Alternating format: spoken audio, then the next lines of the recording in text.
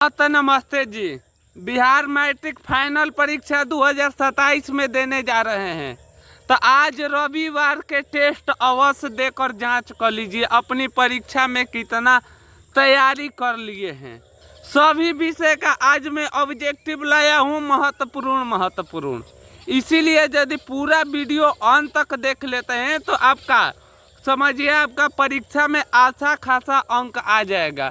आपका मालूम भी चल जाएगा आपका तैयारी कैसा है, क्योंकि पिछले कई वर्षों से ऐसा कुल सवाल पूछ रहे हैं 22, 21, 23, 24, 25, 26 उसी पैटर्न पर लाया हूँ क्वेश्चन को। 27 में भी इसी पैटर्न पर क्वेश्चन पूछेगा, पेपर में लड़ने वाला सवाल लाया हूँ।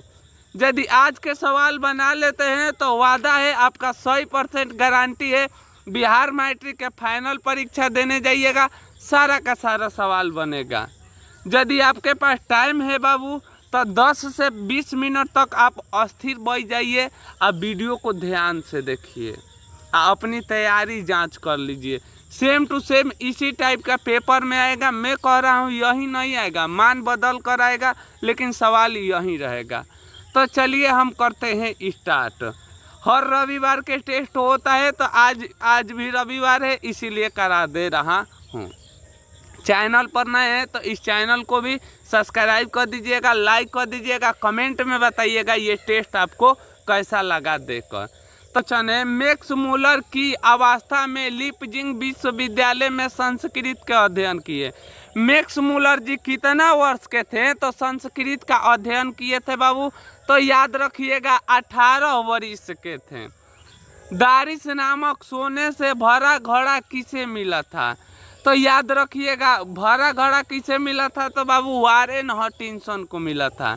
किसे मिला था? तो वारेन हटिंसन को मिला था, दारिस नामक सोने से सिक्का भरा घड़ा। 3 नंबर सवाल देखिए, सब पुराने अच्छे नहीं होते और सब नए खराब नहीं होते, यह बात किसने कह दिए थे? सवाल बहुत जरूरी और इम्पोर्टेंट है, तो याद रखिएगा ये बात कालिदास ने कहे थे। सिकत का अर्थ क्या होता है बबुआ? तो याद रखिएगा मोम होता है।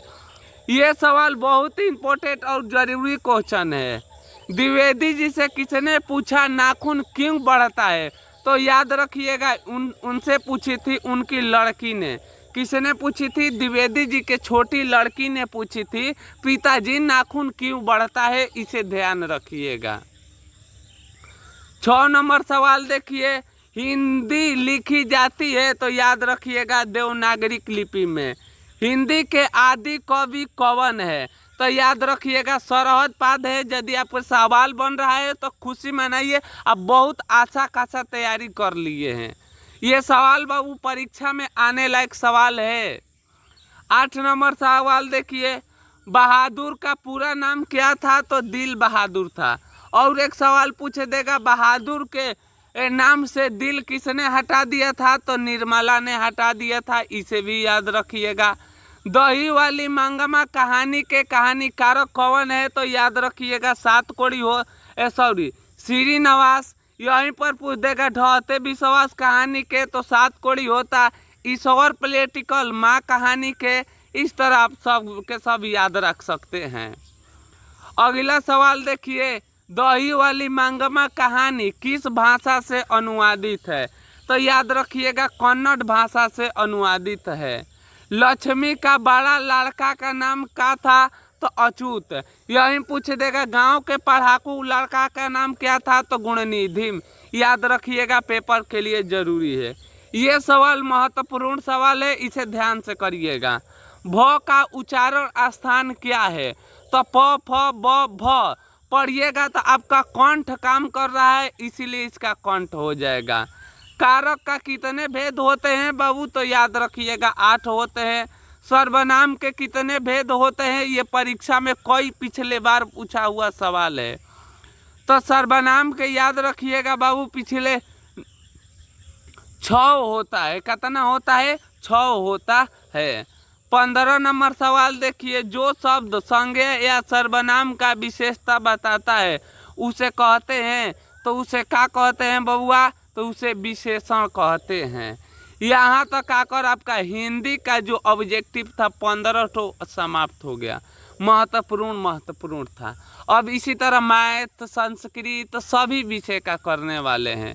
तो बताइएगा, यहाँ तक वीडियो देख रहे हैं तो ये वीडियो आपको कैसा लगा। यदि चैनल पर नए हैं तो अवश्य हमारे चैनल को सब्सक्राइब करिएगा, लाइक करिएगा, कमेंट में भी बताइएगा वीडियो में आपका कितना ऑब्जेक्टिव सही हुआ।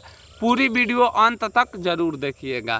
तो चलिए बढ़ते हैं 16 नंबर क्वेश्चन की ओर। 16 नंबर क्वेश्चन देखिए बाबू, ये पिछले कई वर्षों से पूछा हुआ है। किसी पूर्ण एम के लिए सम संख्या है, मतलब एम के जगह पर एक धरना है, जोड़ने पर सम आ गया तो वही आंसर सही है। एक है तो एक, दो जोड़ दीजिएगा तो कितना हो जाएगा 3। 3 एक कैसी संख्या है, विषम संख्या है।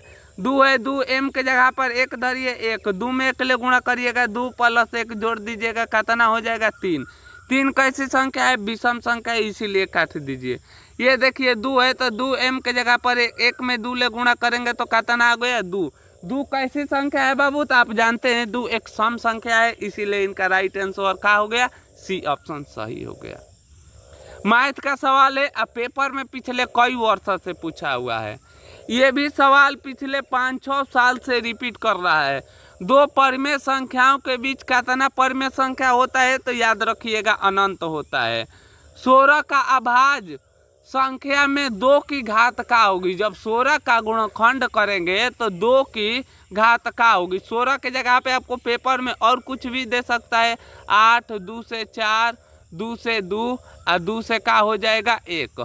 16 को खंडन करने पर 4 कितना आया बाबू, तो आप कहिएगा 2 के संख्या हम लोग के पास 4 गो आया, इसीलिए इनका राइट आंसर कितना हो जाएगा, डी ऑप्शन सही हो जाएगा। अगला सवाल देखिए, द्विघात बहुपद की शून्य की संख्या कितना होता है, तो 2 होता है। 20 नंबर सवाल 2021 में बाबू 22, 23, 24, 25, 26 में भी यह सवाल पूछा है, इसीलिए इसे ध्यान से देखिएगा। कह रहा है द्विघात बहुपद का x² + 3x - 4 के शून्य है तो अल्फा + बीटा करे। तो कह रहा है अल्फा इंटू बीटा के मान पूछ रहा है। सूत्र का होता है C/A। C का मान कितना दिया है, -4, A का मान दिया है 2। कहाँ पर है, डी ऑप्शन सही हो गया। कितना आसान और हलवा सवाल है। 22 नंबर सवाल देखिए, इम्पोर्टेंट और जरूरी क्वेश्चन है। द्विघात बहुपद का शून्य का योग -3 गुणनफल दिया है हम लोगों के पास, योग दिया है, योग दिया है -3 और गुणनफल दिया है 2। तो द्विघात बहुपद कह रहा है करने के लिए, तो आप लोग सूत्र नहीं जानते हैं, x² - alpha + beta x into -alpha into beta होता है। x² है तो x² - अल्फा + बीटा का मान कितना दिया है 3, x है तो x और प्लस का चिन्ह है, अल्फा बीटा का मान दे दिया है 2। बस सवाल बन गया, x² - 3x और प्लस का हो जाएगा 2। कहाँ पर है बाबू ऐसा ऑप्शन, तो याद रखिएगा ये ऑप्शन, ए ऑप्शन सही हो गया। ये सवाल बाबू पिछले कई वर्षों से पूछा हुआ है। मैं आपको ट्रिक बता दे रहा हूँ, इस ट्रिक से ही पेपर में क्या करिएगा, हल करिएगा। देखिए ये सवाल ऑप्शन से बनता है। 5 है तो 5, x के जगह पर रखिए 2 + 2 है तो 2 y के जगह पर रखिए 3। यदि हल करने पर 16 आ गया तो ये ऑप्शन सही है। 5 दूनी 10 और 3 दूना 6। देखिए इन्हें जोड़ेंगे तो कितना आ गया, 16 = 16। इसका मतलब ए ऑप्शन का हो गया, सही हो गया। आसान सवाल था। चलिए बबुआ, ये देखिए 23 नंबर सवाल बहुत बहुत बहुत जरूरी सवाल है, इसे ध्यान रखिएगा। क्वेश्चन कह रहा है 2, 7, 12 का 10वां पद निकाले। तो आप जानते हैं कह रहा है a = 10, तो a और प्लस का हो जाएगा 9d। a का मान कितना दिया है 2 और 9 है तो 9 और d का मान दिया है 5। 2 और प्लस 45 जोड़ेंगे तो कितना हो जाएगा 7। मैं कह रहा हूँ पेपर में यही नहीं पूछेगा, लेकिन 10वां के जगह पर 20वां 30वां कुछ भी पूछ सकता है। मैं आपको बता रहा हूँ, ऐसा भी सवाल पेपर में आया हुआ है, आगे भी आएगा।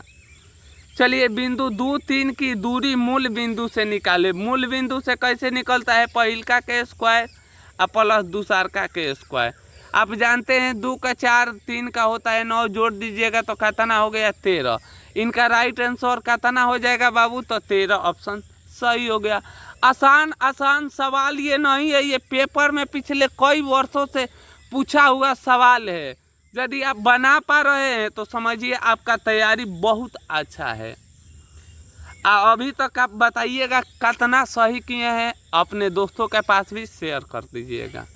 आइए 25 नंबर देखते हैं। 6 5 में भुज पूछ रहा है, तो आप जानते हैं पहिलका को भुज कहते हैं, इसीलिए 6 हो जाएगा। निम्न में से मूल बिंदु है, मूल बिंदु बराबर क्या होता है? तो 0 0 होता है। ये सवाल बाबू 2 नंबर और 1 नंबर के लिए प्रचलित है, हर साल आता है। ये सवाल 8-9 बार आ गया होगा, तो इसलिए इसे ध्यान से देखिएगा। दूरी कैसे निकलता है? तो आप जानते हैं -1 + 5 का हो जाएगा होल स्क्वायर प्लस। यदि आपको आ रहा है तो कमेंट में हमें जवाब भी दे दीजिएगा। 4 का हो जाएगा 16, यहाँ पर 4 का 16 32 हो जाएगा। 32 के निकालेंगे तो 4√2 कहाँ पर है बबुआ? तो 4√2 यहाँ पर सी ऑप्शन सही हो जाएगा। 1 + tan स्क्वायर बराबर क्या होता है? सेक स्क्वायर होता है।